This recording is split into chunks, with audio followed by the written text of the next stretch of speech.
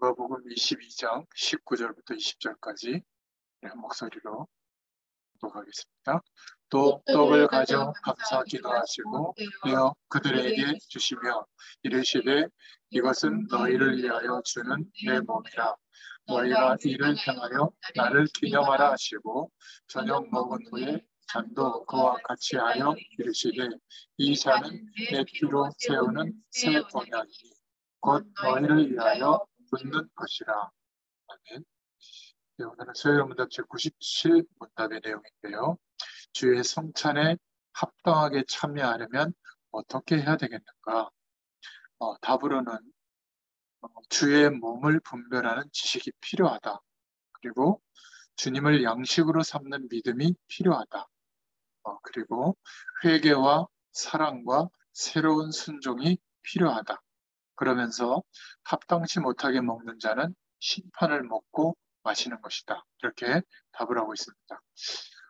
초대교회 성찬은 굉장히 중요한 의미였죠. 왜냐하면 매일 예수 그리스도의 죽으심과 부활, 그 그리스도의 축복을 기념하고 하나님의 구원의 감격 속으로 들어가는 중요한 어떤 성례, 예식, 우리로 말하면 개인 예배, 묵상, 우리가 예전에 이렇게 쓰는 단어로는 홀로 다락방, 우리 후대들에게는 서밋타임을 갖다 이렇게 얘기하는데요. 가장 쉬운 방법인데 가장 못하고 있는 것 중에 하나예요.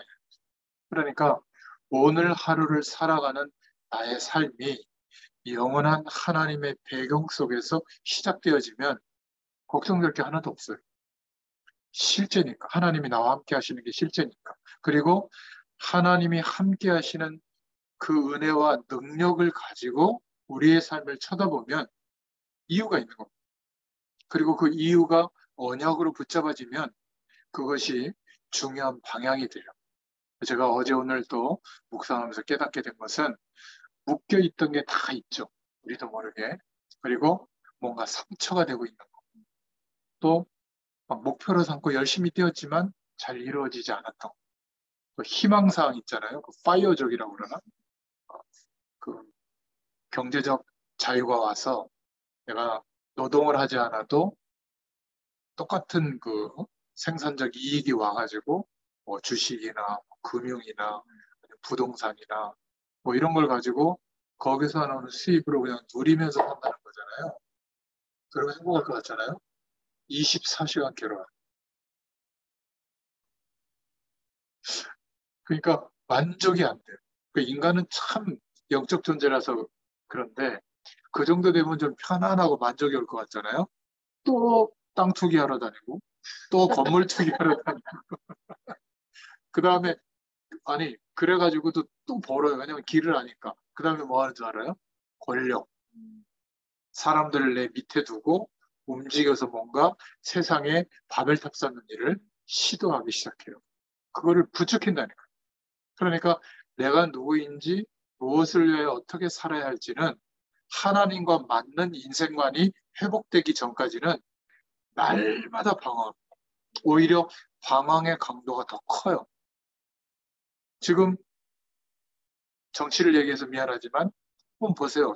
서울대 나온 분들이고 막 대단한 분들이 하버드 나온 분들이고 근데 하는 일들 보면 유치원생들이 막 이러는 거 아니에요?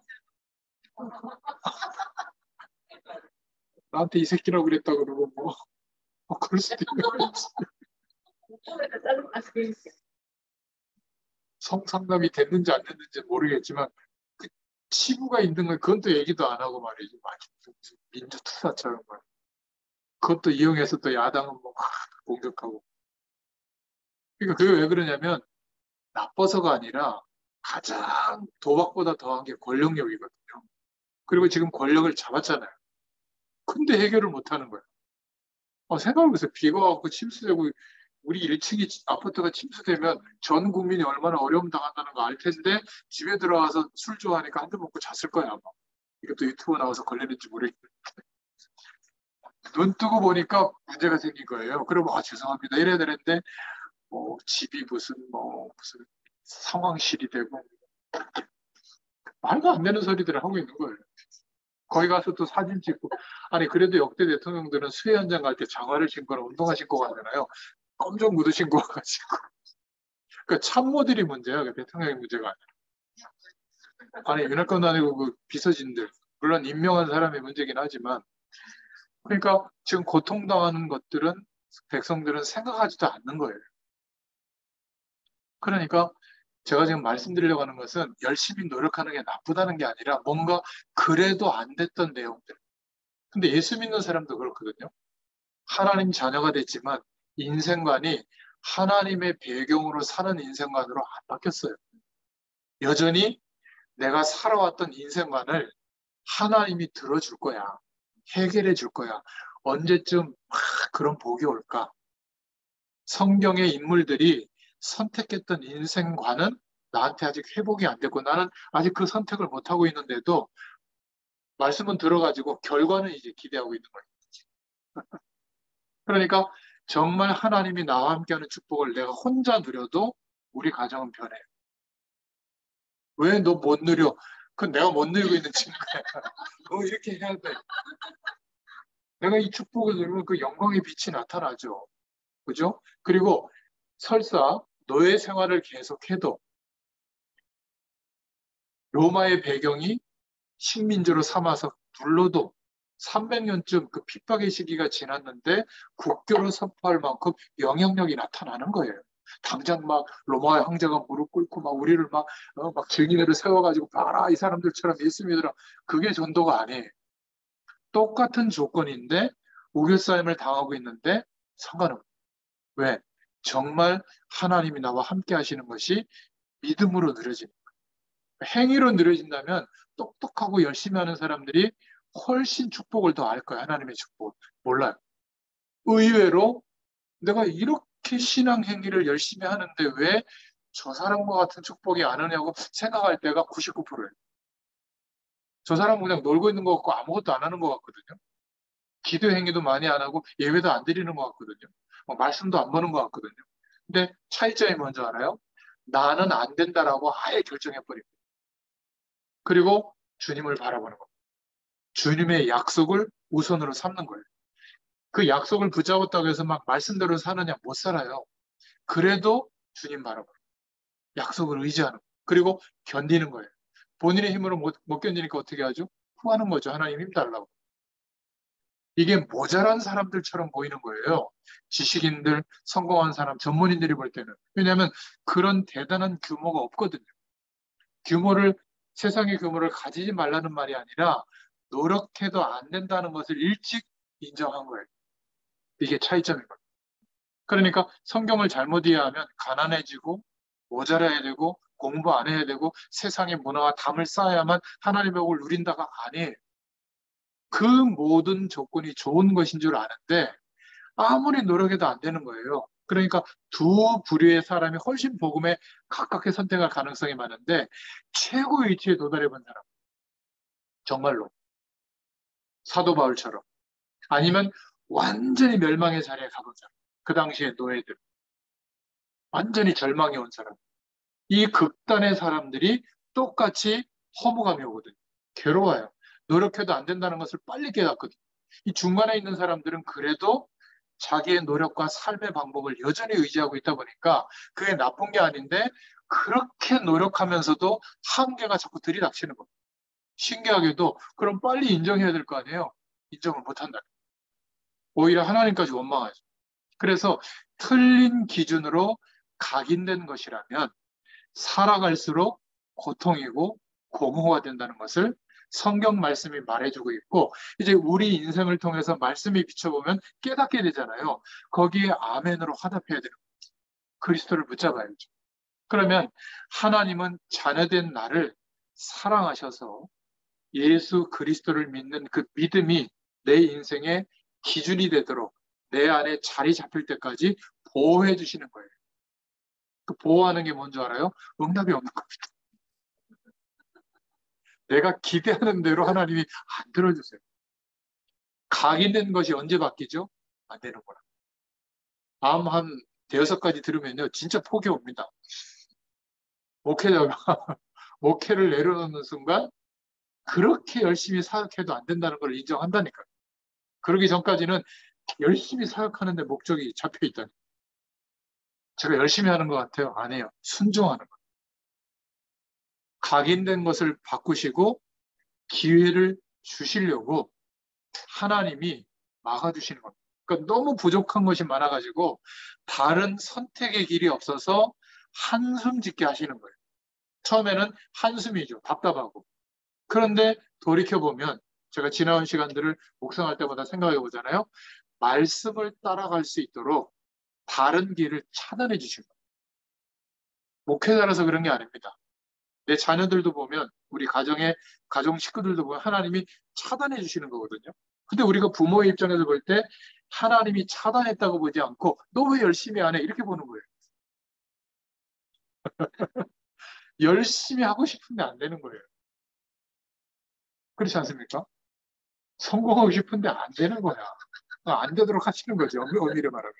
근데 왜 당신 그렇게 안 해도 안 되는 거 아니야가 아니라 하나님이 막으신 거예요. 왜냐하면 차단하시고 복음을 선택할 은혜를 주시는 거예요. 몰라요.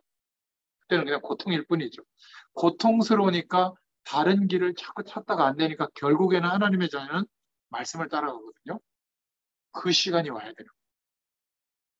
그러니까 빨리 오려면 어떻게 해야죠? 절망이 와야 돼요.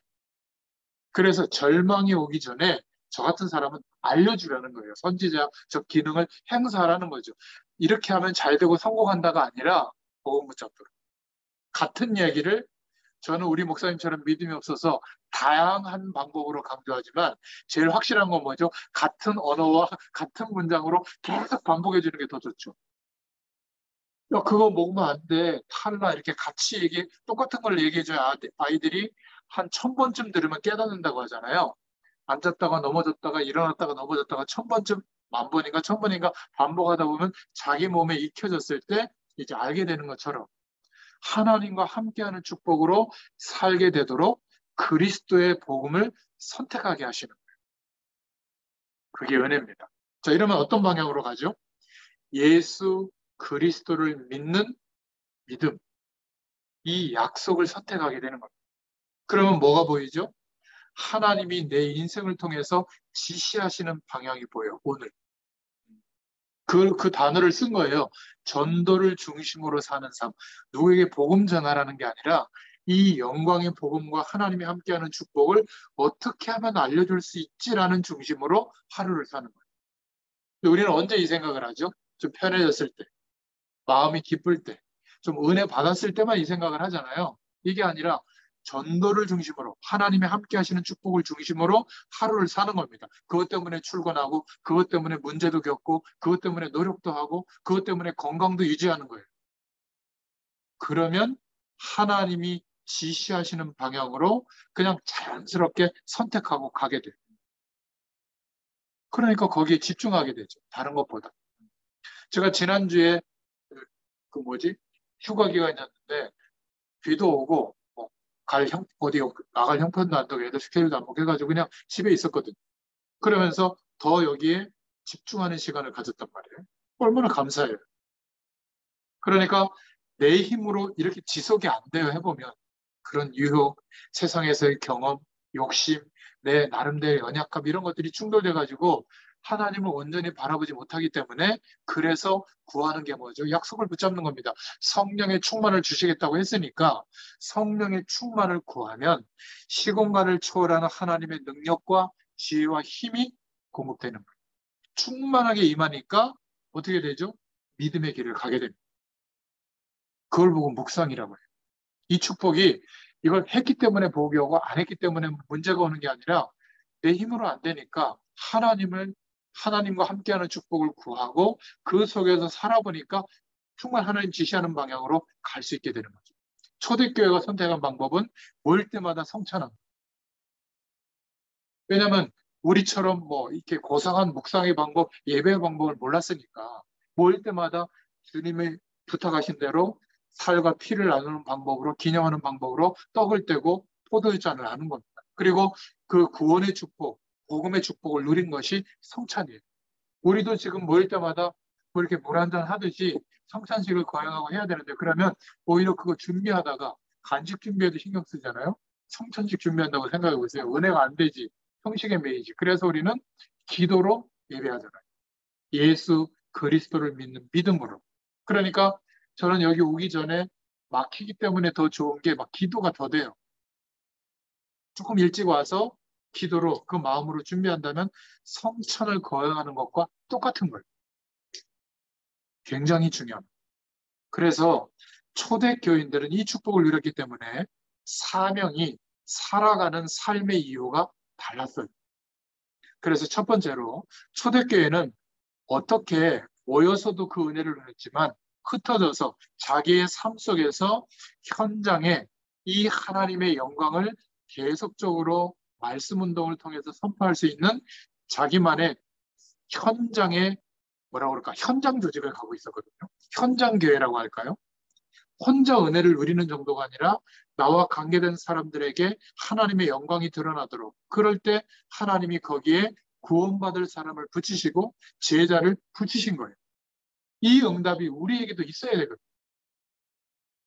막 열심히 막 전도해가지고 교회 부흥시키고 뭐 대단한 일을 만들어내는 것이 아니라 자연스럽게 우리의 삶에서 초대교회의 전도 방법이 확인되고 누려져야 될 줄로 믿습니다. 그러니까 이 방향이 우리에게 회복되지 않으면 그냥 개인적인 은혜인 거죠. 내가 힘드니까 위안을 주고 힘드니까 힘을 주고 내가 살아가는데 좀 뭐라 그럴까 좀 넉넉하게 살 수 있도록 하나님이 도와주시고 좀 여력이 생겨서 전도와 선교도 할 수 있도록 도와주고 여전히 개인적인 차원이지. 우리는 왜 초대교회로 돌아가자고 하냐면 그것이 맞는 하나님의 방법이니까. 초대교회 성도들에게 삶의 시스템을 회복시켜 주신 겁니다. 이거 하나만 지금 회복이 안 된 거예요. 그래서 초대교회 전도 방법은 방법이라는 단어가 우리의 단어로는 우리가 뭔가를 만드는 것 같지만 하나님이 준비해 놓으신 거죠. 그래서 초대교회는 반드시 하나님이 준비하신 제자부터 찾은 거예요. 어떻게? 자기 삶 속에서 스스로 이 축복을 혼자 누리다가 함께하는 사람들에게 말해주기 시작한 거죠. 그 중에서 하나님의 말씀이 받아들여지는 사람, 그런 은혜를 주시는 사람을 따로 한 명 한 명 불러다가 정해진 시간, 정해진 장소에서 이 복음이 얼마나 어마어마해요. 이 축복을 알려주기 시작한 거예요. 그래서 먼저 이 은혜를 받아들이도록 하나님이 마음의 문을 열어주는 사람부터 찾아서 그 사람과 함께 2인 1조가 되든지 5인 1조가 되든지 팀을 구성해서 말씀 운동을 계속. 이게 전도예요. 우리는 자꾸 전도에 들고 나가서 막 뭐 이렇게 막 어떻게 집어 넣어 가지고 이 사람을 뭐 어떻게 우리가 가시적인 어떤 행동을 해가지고 우리 교회 끌고 와가지고 이게 자꾸 전도라고 생각하는데 물론 그것도 전도죠. 근데 성경적인 전도의 방법은 그런 게 아니에요. 준비해 놓으셨어요. 하나님. 어디에? 우리의 삶의 여력 안에. 생각해 보세요. 우리 이현주 권사님도 한 주일 동안에 무인도에서 혼자 살진 않을 거 아니에요? 분명히 누군가하고 교류가 될 겁니다. 그들에게 지금 이 세월이 얼마나 세월이에요. 뭔가 복음의 길을 슬쩍슬쩍 건네봤더니 다 오케이 하는 게 아니라 뭔가 마음을 여는 사람이 있으면 한 걸음 더 들어가서 복음을 제시해주고 영접 기도도 좀 초청해주고 그러고 끝나는 게 아니라 말씀을 좀 더 듣도록 방향도 제시하고 얼마나 좋아요. 카톡방에 초대하든지 아니면 지금 이 영상으로 올려드리는 이 내용을 줘보세요. 하나님이 은혜를 줍니다. 알아서. 아니면 시간과 장소를 정해가지고 직접 가서 양육을 해주든지 자 교재까지 올려드리잖아요. 얼마나 좋습니까? 누구나 가능해요. 마음을 거기에 두면 하나님이 문을 열어주시게 돼 있어요.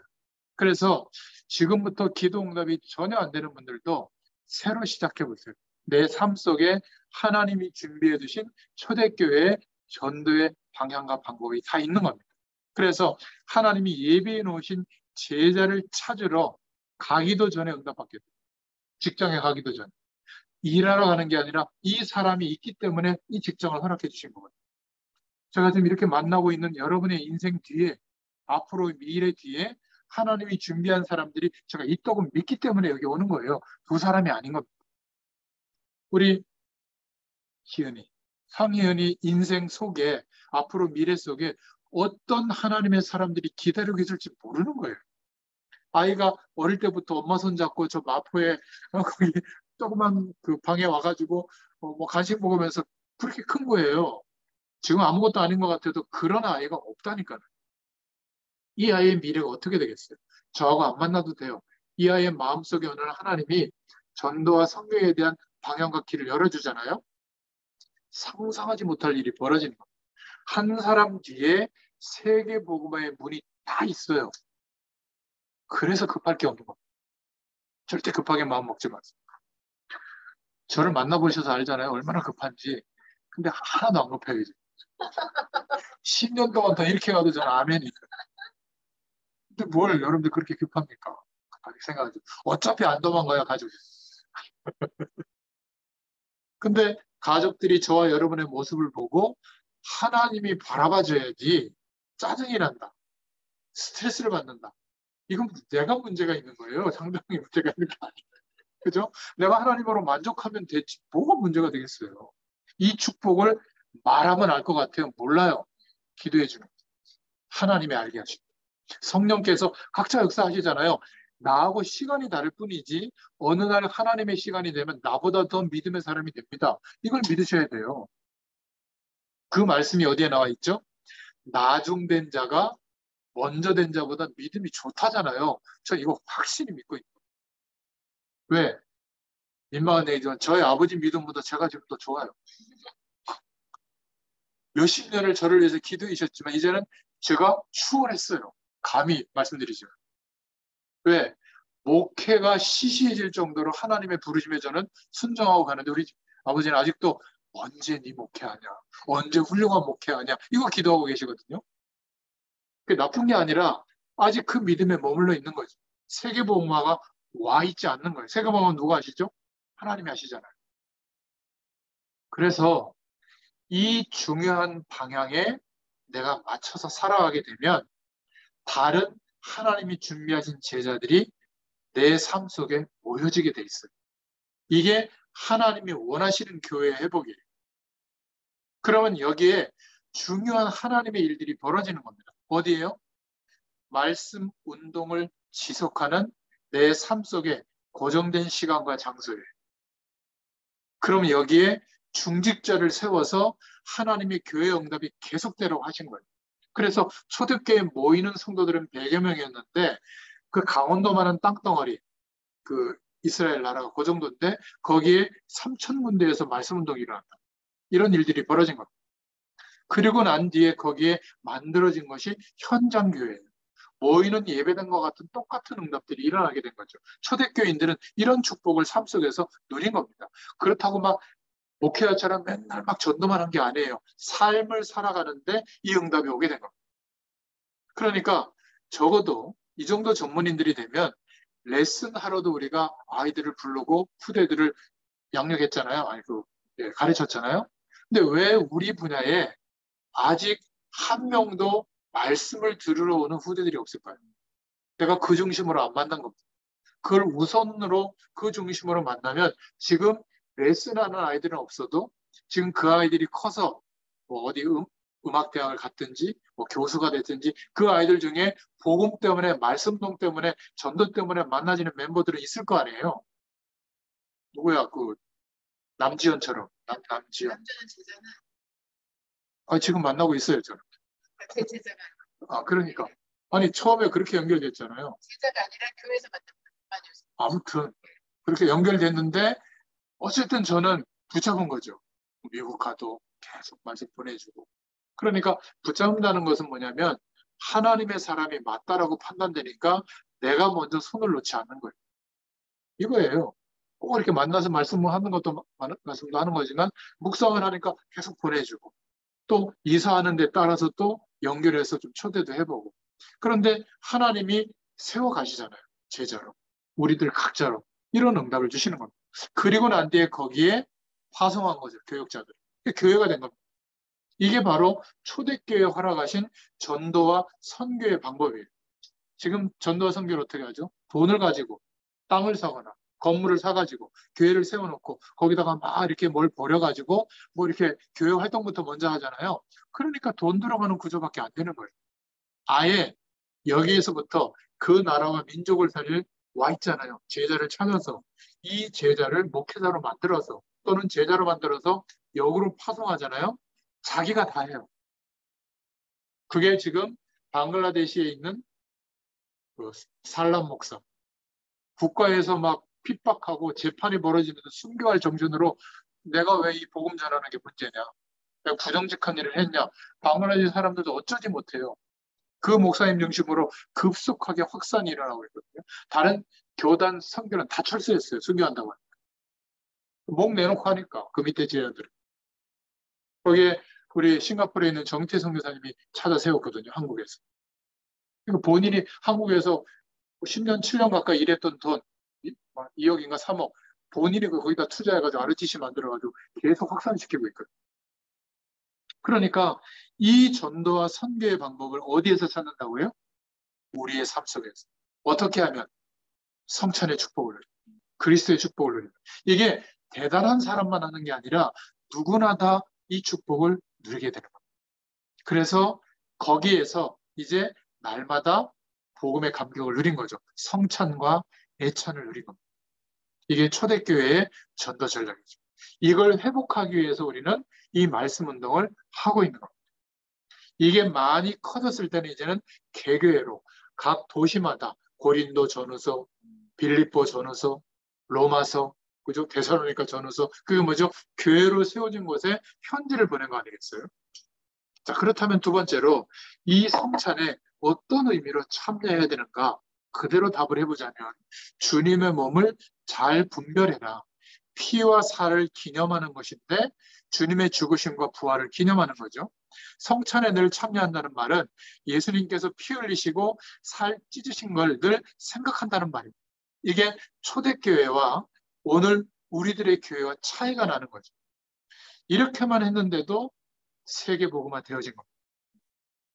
복음을 기념하고 생각하는 것만 해도 늘 기억하는 것이 전부예요. 근데 천주교에서는 이렇게 말하지 않고 실제로 예수님의 몸이고 살이다, 피다. 그거를 받아 마시는 거다. 화채설이라고 하죠. 그건 아닌 거죠. 우리는 예수님께서 피 흘리신 거, 우리를 위해서 죽으시고 부활하신 그리스도의 일을 늘 기념하고 생각하는 겁니다. 그리고 그 구원의 은혜를 양식으로 삼는 것이다. 그 말은 믿음으로 삼는다는 거죠. 그리고 이제는 우리는 받은 은혜가 너무 많기 때문에 하나님 앞에서 회개하면 돼요. 아니, 다 회개했는데 또 하란 말이냐? 아니죠. 저와 여러분은 받은 은혜가 너무 많고 어떤 분은 우리가 굉장히 다른 사람보다 잘 믿어서 구원받은 줄로 알지만 하나님이 우리를 구원하신 거잖아요. 그죠? 어떤 분은 또 교회 일을 많이 했다고 생각하는데 그렇게 생각하지 않습니다. 저는 30년 동안 굉장히 의로운 선택을 한 게 아니라 그냥 하나님의 은혜를 줘서 현장을 향하여 조금 말씀 심부름한 건데 30년 동안 하나님이 이 은혜를 주신 거예요. 그게 더 놀라운 거죠. 우리가 많은 일을 하는 게 아니라 너무 하나님의 구원의 은혜와 복음의 축복에 감사해서 선택한 게 헌신의 모양으로 비춰진 것뿐이에요. 남은 목표가 있다면 여전히 이 은혜가 감사해서 하나님께 영광 돌리는 축복이 남아있는 줄로 믿습니다. 이렇게 큰 축복을 받고도 우리가 하나님의 뜻대로 많이 못하잖아요. 그걸 회개하는 거예요. 무슨 구원받기 위해서 회개할 필요는 이제 없는 겁니다. 구원은 이미 이루어졌기 때문에. 그죠? 자범죄에 대해서, 죄에 대한 선택, 유혹에 넘어진 것에 대해서 하나님 앞에 인정만 하면 돼요. 대단한 회개를 요구하시는 것도 아니에요. 깨달으면 됩니다. 그리스도께서 함께 하시는 축복을 깨닫고 구하면 돼요. 이 사실이 저와 여러분에게 멀리 있지 않고 초대교회처럼 날마다 가까이 이 축복을 누리게 될 때 이 사랑을 가지고 영혼을 사랑하는 마음을 갖게 됩니다. 세상을 정복하는 그 자리에 부르심 앞에 있게 되죠. 그러니까 우리에게 영혼 사랑이 없다면 어떤 경우라도 하나님의 역사가 안 일어납니다. 우리가 가족들을 사랑하는 것은 그냥 핏줄에 대한 사랑이죠. 가족들도 영혼에 대한 사랑으로 쳐다본다면 안타깝지만 좋은 일이에요. 어려움을 가족 구성원들이. 이 아이들이, 우리 자녀들이, 가족들이 생명이 있다면, 예수 생명이 있다면 하나님이 인도하는 게 맞아요. 한계를 경험하도록 작정하시고 하나님이 몰고 가고 있는 거거든요. 그러면 그걸 기뻐해야 돼요. 고통스럽게 생각하지 말고. 왜? 드디어 하나님의 시간이 가까이 오고 있구나. 저는 그렇게 보거든요. 그럼 어떻게 되겠어요? 감사가 나고 마음이 쫄리고 막 큰일 나고 안 그래요. 진짜 큰일 날 상황이 되면 어떻게 되죠? 하나님이 그때 일어나는 게 뭐예요? 홍해가 갈라지는 거예요. 믿으시라니까요. 전 지금 몇 번 경험했잖아요. 하나님이 좀 더 이상 이렇게 하면 안 되니까 내가 너무 조그만 차를 타고 너무 멀리 막 확실하게 다니니까 하나님이 안 되게 오셨는지 하나님이 한 1년 지나니까 하나님 역사해 버리잖아요. 저 여기 아멘 해야지 어떻게 되겠어요? 그렇게 막 간절하게 구한 적도 없어요. 좀 답답할 때는 있었지. 근데 저희 집사람은 그거 타고 다니잖아요. 그래서 제가 회개를 많이 했다니까.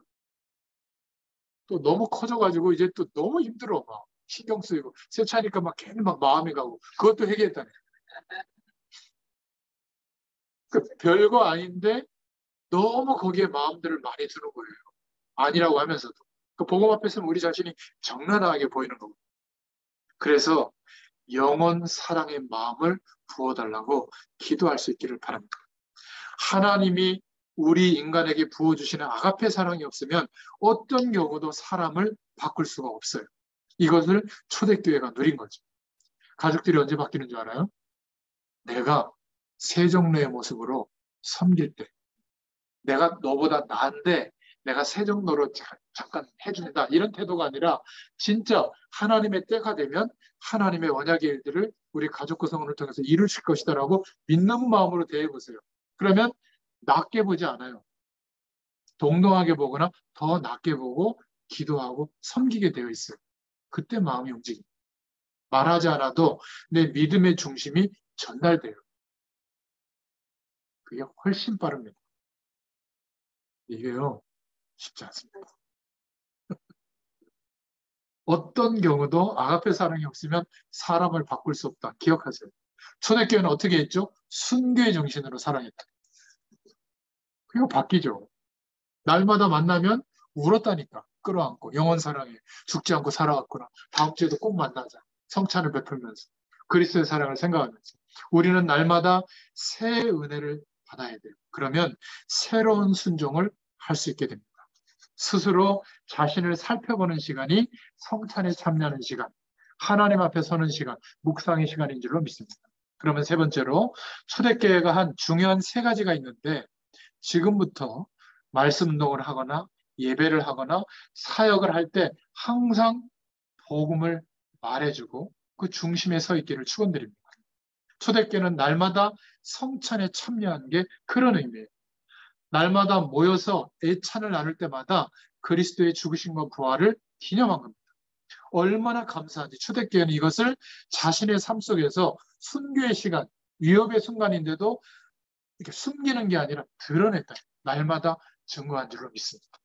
이러면 어떤 문제도 바꿀 수 있어요. 저 여러분의 이 축복이 아주 간단한 것처럼 보이지만 영원 무궁한 하나님의 능력이 임해서 우리의 현실 세계를 바꾸는 일이 벌어지는 축복이 시작되는 줄로 믿습니다. 그냥 지나가지 마세요. 날마다 모일 때마다 성찬식을 했다. 우리는 그것보다 더한 감사를 예수 그리스도의 이름으로 깨닫고 고백할 수 있기를 축원드립니다.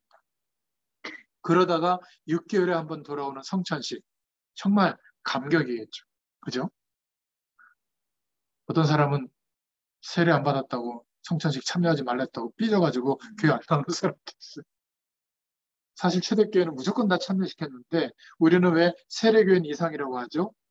중요한 영적 사실을 기념하도록 신앙교육을 어느 정도 받은 사람 제한을 두고 있는 거죠. 혹시나 모를까 싶어가지고. 그러니까 저 여러분들은 제일 이해가 안 되는 게 뭐죠? 이 하나님의 은혜가 누려지지 않으면 제일 이해가 안 되는 게 복음만 계속 강조하는 게 이해가 안 되는 거예요. 뭐 이렇게 좀 막 강해 설교 촥 하면서 막 영적 지식이 막 쌓이도록 막 풍성하게 말씀 전해지는 걸 생각하잖아요. 어떤 면에서는 도움이 되는 것 같지만 사실은 복음은 굉장히 간단한 거거든요. 주님의 죽으심과 부활에 초점이 맞춰져 있는 겁니다. 그리고 시공간을 초월하시는 성령의 충만한 은혜가 누려지는 것, 이거예요. 그러면 우리의 인생 전체를 하나님 앞에 드리는데 어떤 방향이에요? 하나님이 지금도 땅끝까지 이 복음이 증거되어지도록 하시는 그 방향에 나의 존재 전부를 드리는 선택을 하는데, 그러면 목회자처럼 막 이렇게 돌아다니면서 막 말씀 전하는 말이냐? 그게 아니라 오늘 사는 삶이 그 이유 때문에 정말 살게 됩니다. 목회자가 이 이유 때문에 사는 게 아니라면 일인 거예요. 내 목회를 이롭게 하는 일인 거예요. 그러니까 거기서 나오는 게 뭐죠? 이익이죠, 이익. 내 이익이, 목회 이익이 되면 하고 안 되면 안 하는 거죠. 그러니까 뭘 내세우겠어요? 주님을 바라보도록 하는 게 아니라 나를 바라보도록 하고 내가 세운 시스템을 바라보도록 하고, 교회는 축복의 현장인데 이 교회가 아니면 자꾸 안 된다고 하는 천주교 사상, 교권이 앞서는 겁니다. 예배당이 중요한 게 아니라 뭐가 중요하죠?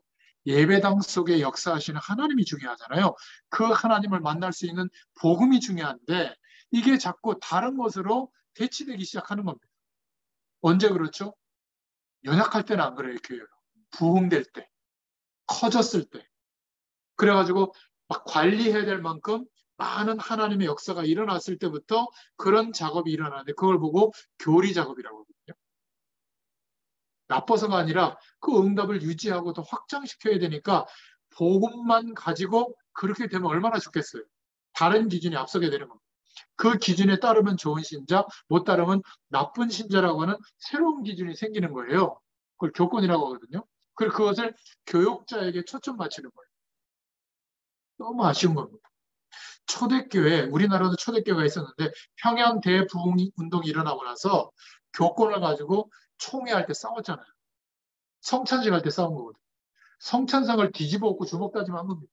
평신도들은 몰라서 그렇지. 그런데 세 사람이, 목회자가 그랬는데 그 총회 끝나고 나가다가 교통사고로 세 사람 죽었어요. 이게 교회사에 있었던 일이거든요. 그 뒤에 한국 이 사회에 재앙이 막 계속된 겁니다. 성수교 떨어지고 막 삼풍백화점 무너지고, 이게 한국 교회사에 있었던 비하인드예요.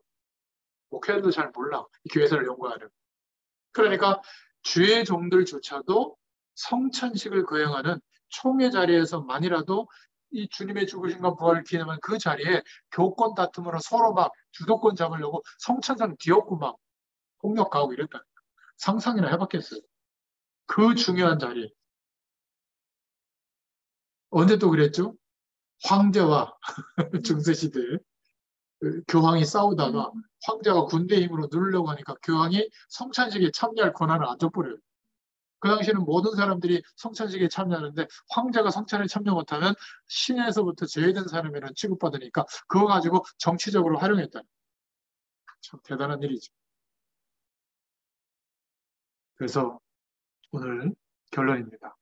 성경 66권을 통해서 예수 그리스도의 복음을 평생 설명할 수 있고 은혜 받을 수 있다면 승리하게 되어 있습니다. 구약은 메시아께서 오시겠다는 내용이고 신약은 오셨다는 거죠.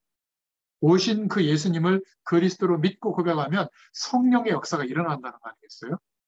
두 번째 결론, 더 중요한 건데, 복음 안에 모든 축복이 다 회복되었구나. 여기에 대한 맛을 못 보면 절대로 복음을 반복을 못해요. 자꾸 새로운 걸 찾아요. 완전한 복음 말고 자꾸 더 다른 거, 더 좋은 걸 찾는단 말이죠. 그게 세상의 이론이거든요. 교회가 이렇게 돼버리면 어떻게 되죠? 대단한 부흥이 있는 것 같은데 알맹이로 보면 순교적 헌신은 있을 수가 없어요. 계산하는 거죠, 서로. 더 좋은 교회, 더 편안한 교회, 더 행복한 교회, 더 능력이 많은 것 같은 교회, 여기를 자꾸 차지하는 겁니다. 너무나 안타까운 게, 그러니까 가족을 변화시킬 만한 힘도 없는 거예요, 지금. 복음의 능력이 없는 겁니다. 하나님이 함께 하시는데. 만약 이 부분에 맛을 보지 못하면 세계 복음화보다는 여전히 행복한 삶, 여전히 나는 안 좋고 더 좋은 인생의 기준이 있기 때문에 거기를 향해서 살아가는 선악과 기준으로 늘 살게 돼 있어요. 아마 죽음 직전에 성교한다고 할까? 그 전까지는 문제는 계속되니까 만족이라는 게 계속 없는 거죠. 그러니까 정말 세계복음화의 방법이 뭔지 아세요? 복음이 전부구나. 그것을 반복하면서 살 수 있는 삶의 방법이 세계복음화의 방법이에요. 어떤 사람은 반복이 되어지지가 않죠. 왜냐하면 가짜 나무, 그 조화로 만들어 놓은 나무는 아무리 예쁘게 만들어 놔도 생명이 없기 때문에 죽은 나무예요. 거기다가 물을 부으면 어떻게 될까요? 썩어요. 그러니까 생명이 없는 식물에다가 물을 계속 부으면 썩는 겁니다. 아침에 햇볕에 나눠 활짝 피어나는 게 아니라 어떻게 바짝 마르죠. 반복이 불가능한 거예요. 생명을 가져다주는 물, 햇빛을 반복하는데 살아나는 게 아니라 썩거나 말라 죽는 겁니다. 그러니까 내게 생명의 축복이 누려지지 않으면 복음을 계속 선포하면 어떻게 되죠? 말라 죽어. 희한한 일이 벌어지죠. 상처받아요. 극단적이라고 생각해요. 희한하지 않습니까? 근데 복음은 강조하지 않고 매일 새롭게 좋은 얘기를 계속하잖아요. 은혜 받았다고 해요. 이거 좀 이해하겠어요? 우리가 다양성을 추구하지 말자는 게 아니라 복음으로 모든 축복이 누려지는 이 삶이 와야 되거든요. 아직 여기까지 안 왔는데 요건 이제 됐고 더 좀 성공할 수 있는, 더 행복해지고 더 하나님께 가까이 갈 수 있는 어떤 종교적인 방법, 어떤 더 특별한 메시지, 특별한 신앙행위 그런 내용을 알고 싶어 하는 거예요. 거기에 구미를 맞춰주는 순간 이거는 더 이상 복음이 아닌 거죠. 복음보다 더 나은 어떤 기준을 자꾸 붙잡게 되는 거죠. 그래서 시작된 게 뭐죠? 놀라운 체험, 신비주의. 더 훌륭한 하나님의 말씀, 율법주의로 가게 되는 거죠. 그리고 더 훌륭한 목회자를 추종하는 선지자를 따라가는 그러니까 선지자 중에 하나로 보는 거죠. 그러니까 시시한 목회자는 눈에도 안 들어오는 겁니다. 그 목회자를 통해서 하나님의 말씀이 대언된다고 생각해야 되는데 그렇게 여기지 않는 거예요. 왜냐하면 말, 언어, 이 영역을 넘어서지 못하는 거죠. 성령의 역사를 보지 못하니까. 진짜 하나님의 응답을 받고 복음을 누리면 오늘 또 복음 얘기해도 되고 오늘 또 복음 붙잡아도 되고 내일 또 복음 붙잡아도 돼요. 1년 내내 요한복음 3장 16절 이 내용을 가지고 설교해도 역사는 매일 다르게 일어나요. 똑같은 강단 말씀을 매일 붙잡는데 매일 새 은혜가 임하는 게 정상적인 신자예요. 김치 한 먹으면 어떻게 될까요? 해외 나가서 우리 한 일주일만 뭔가 답답하죠. 근데 어떤 분이 김치를 내놨어. 얼마나 꿀맛입니까? 그 다음날 또 내놨어. 기분 나쁠까요? 더 꿀맛이지. 내가 안 내놓으려고 했는데 이 옆에 집사님이 또 내놨어. 제가 감춰놨다가 2주 동안 가는데 목사님들한테 마지막 남은 해물라면을 꺼내가지고 그 라면 그 쿠커 가져가 거기다 끓여가지고 줬는데 한 젓가락씩만 컵에다가 먹는데도 막 그냥 박수치고 날. 근데 그 다음날 또 줬다. 기분 나빠하겠어요? 그럼 문제 있는 사람이지. 그렇지 않습니까? 복음을 또 얘기하는데 지겹다. 아이 막 저 얘기밖에 없어? 이게 뭔가 이상해진 거예요. 그게. 물론 말하는 사람도 복음을 얘기한다고 하면서 다른 얘기를 해서 그렇겠죠. 사실은. 이게 생명이 있는 거예요. 이 복음의 말씀은 하나님의 은혜는 또 듣고 또 듣고 아무리 들어도 괜찮은 겁니다. 그 사람이 살아있는 사람이에요. 생명이 회복된 사람. 복음 또 적어야 이 사람은 미래를 걱정하시기 바랍니다. 더 이상 하나님이 능력으로 역사하는 길이 안 보이는 순간이 온 거죠. 우리는 이 은혜를 누리고 있으면요. 사람들은 한계라고 하는데 홍해. 그 속에 하나님이 준비하신 길이 믿음의 눈을 뜨고 보니까 보이는 거예요. 한 사람만 봤잖아요. 다 못 보고. 우리 한 사람만 눈을 뜨고 있잖아요. 하나님의 역사가 나타나요. 가족들 너무 힘들게 하지 마시고 나만이라도 이 축복을 누리면 돼요. 그러면 시작됩니다. 그러면 바울과 같이 날마다 새로워질 줄로 믿습니다. 바울은 얼마나 반복했는지 누구를 바라볼 때도 주 안에서 김 집사님, 주 안에서 임 목사님 이렇게 바라본 겁니다. 입만 열면 그리스도 안에서 이러니까 날마다 바울은 새 역사가 일어난 겁니다. 핍박의 그 날마다 핍박의 순간에 뭐가 새로운 게 있겠어요. 그죠? 노년이 돼가지고 그 많던 제 아들이 다 유대교로 개종하잖아요. 그러니까 히브리서에 완전히 그리스도 배신하면 이제 구원 취소된다 막 이렇게 협박까지 있는 편지까지 쓰고 말이죠. 그거 읽어보면서 바울의 심정이 이해되더라고요. 그리고 너무 가진 게 없으니까 디모데한테 그 포도주 남은 거 좀 갖다 줘라, 약으로 쓰게. 그리고 나 지금 춥다. 오도하게 그 겉옷 붉은 망토 좀 갖다 줘라. 그게 굉장히 멋있게 보입니까? 비참하게 보이잖아요. 그런데도 주 안에서 많은 제자들이 문들이 열려서 큰 축복을 누렸을 때도 주 안에서. 그러면 흑암 세력이 무너지게 될 줄로 믿습니다. 우리 가정에 언제 기적이 일어나죠? 복음 누리는 사람 정말 나오면. 전 백성이, 우리 가족 전체가 양의 피 바른 날 세상 배경, 애굽 배경에서 해방될 줄을 믿습니다. 초대교회가 이러니까 그 흑암 세력이 득세하는 바리새가 득세하고 있는 유대교, 유대나라, 그리고 유대나라보다 더 막강한 로마에 있는 흑암 세력까지 무너지게 된 줄로 믿습니다. 내일 새 응답이 오면 또 새 날이 오게 되고, 조금 지나면 1년이 지나고, 또 지나면 더 큰 역사가 일어나고, 매일매일 새로운 말씀으로 우리에게 다가올 줄로 믿습니다. 이걸 보고 예수 생명이라고 해요. 저는 이 말을 이제는 자신 있게 강조하려고 저와 여러분을 하나님이 오랫동안 말씀 안에서 주님 바라보도록 인도하신 줄로 믿습니다. 살아있는 주의 역사가 저희들로부터 시작되기를 예수님의 이름으로 축원드립니다. 하나님 참 감사합니다. 초대교회가 누렸던 날마다 모일 때마다 성찬의 축복을 기념하고 누린 것처럼 예수 그리스도를 믿는 믿음이 하나님의 모든 것을 누리는 유일한 믿음의 고백임을, 길임을 깨닫고 체험할 수 있도록 역사해 주셔서 감사합니다.